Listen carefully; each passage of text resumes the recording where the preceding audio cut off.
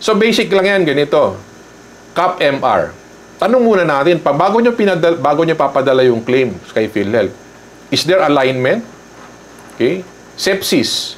Is there alignment with the CPG or the quality policy? Yun o yung tanong ninyo bago nyo ipadala. Neonatal sepsis. Okay? Hypertension. Ito recent lang ho. Okay? Yung isa kong kliyente. Denied 3 claim.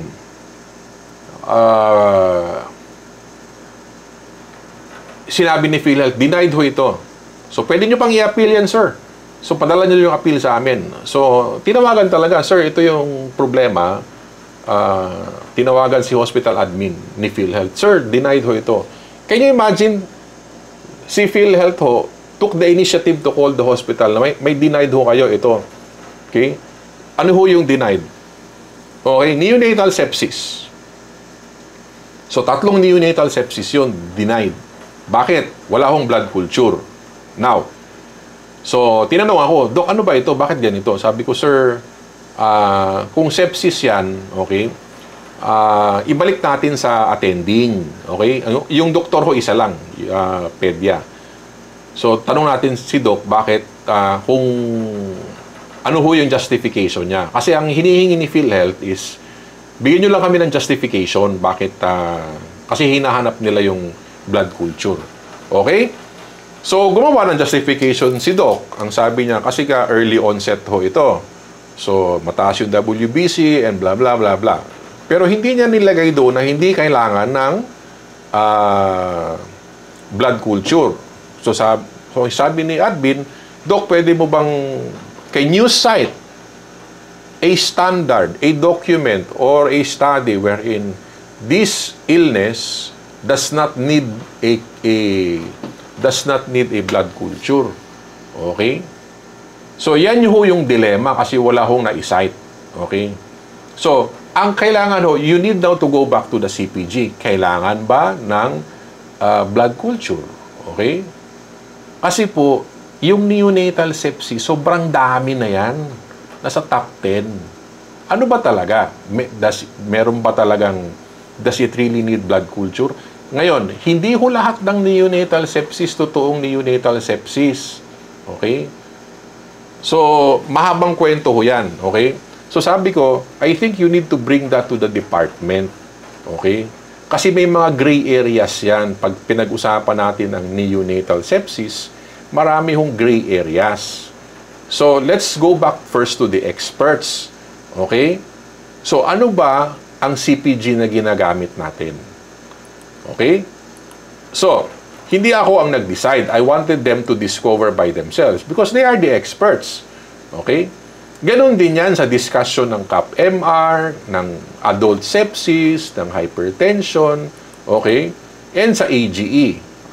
Alignment lang yung hinahanap nila. Ipakita natin kung ano yung gusto nilang makita. Okay? Next question. Were appropriate laboratory or diagnostics done? Okay?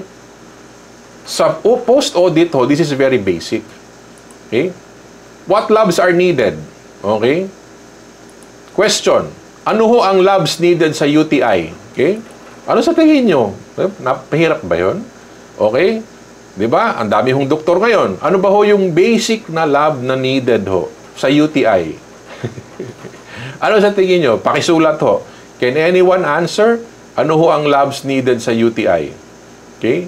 What is the basic laboratory required? Okay po, urinalysis. Thank you very much. Diba? Basic yun. Now, ito, CAP-MR. Diyos ko Lord. Diba? What is the basic lab required for CAP-MR? Okay? So, thank you, sir. Diba? A chest x-ray. Now, again, you need to go back doon. Okay? Sorry Alam nyo, ito po, wag ho sanang mainsulto yung iba. Alam nyo, napaka-basic naman nun. Diba? I mean, I'm not a specialist, okay? Tumagal lang ako sa PhilHealth, pero napaka-basic ho nun. Kasi insurance sila eh. Yun lang hihingiin nila. Alam mo, sa tagal ko dito, sa ginagawa ko ito, okay, there are claims Wala ho talagang labs. Okay? And they get mad, bakit na-deny? There are claims, no, na UTI, wala hong urinalysis. Now, again, is that legitimate? Clinically, yes. Pero sa insurance, no. Okay? So, again, okay, ito si Doc, but minsan negative ang x-ray. Doc, agree ako dyan, negative ang x-ray. Balikan nyo po yung quality policy ng CAP-MR, yung adult immunocompromised circular ng PhilHealth. Balikan nyo ho yung circular. May requirement doon, x-ray. May nakalagay ba positive o negative? Wala hong nakalagay. Doc, walang nakalagay. X-ray, nakalagay. X-ray, magsabit ka lang ng X-ray. Pero hindi nakalagay kung ano yung result.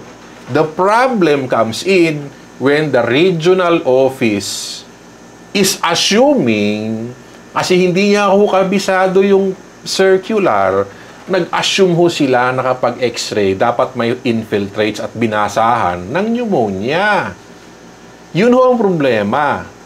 Okay? So, ganun ko ho kakabisado yung circular. It's not written there. Okay? But, ang problem, again, is regional. Paminsan, binabayaran siya sa Region 11, hindi binabayaran sa Region 8, hindi binabayaran sa NCR South, hindi binabayaran sa CAR, binabayaran naman sa Cebu. Kaya depende ho. Okay? Of course, I don't want to argue with the medical evaluator. Okay? So, kasi, pag x-ray, gusto nila, okay, binasahan siya ng pneumonia. Okay? Pero yung circular, hindi ho nakasulat. Okay? So, going back, may hinahanap sila. Ipakita natin. Yun lang ho, i-comply na lang natin. So, ito yung question. Okay? The question ito, Ben, Doc, okay, we can diagnose the illness without the labs. Is it okay if there are no labs? Okay, hindi po.